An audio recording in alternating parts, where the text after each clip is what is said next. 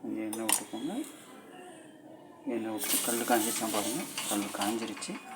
லேசாக எண்ணெய் வச்சு தொளிச்சு பாருங்கள். தண்ணி தொளிச்சோடனே சுருன்னு வரும். வந்தவுடனே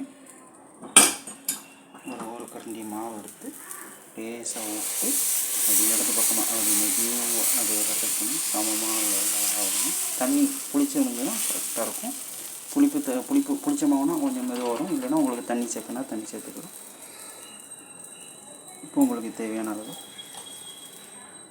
ஒரு அரைக்கரண்டி லேசாக, ரொம்ப விட வேண்டாம், லைட்டாக அப்படி பிடிக்காமல் இருக்குது விட்டிங்கன்னா நல்லாயிருக்கும். ரொம்ப முருகினாலும் அதில் உள்ள நீர் சத்துக்கள் எல்லாம் ஆவியாயிரும்.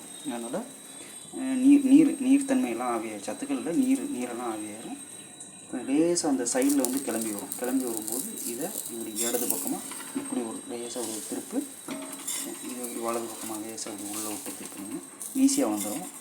அப்படியே அதை திருப்பி போட்டிங்கன்னா க்ளோஸ் சைட், இரண்டு பக்கமாக திருப்பி போடுறது க்ளோஸ் சைட் அழகாக திரும்பிடும். சாஃப்டாக இருக்கும்.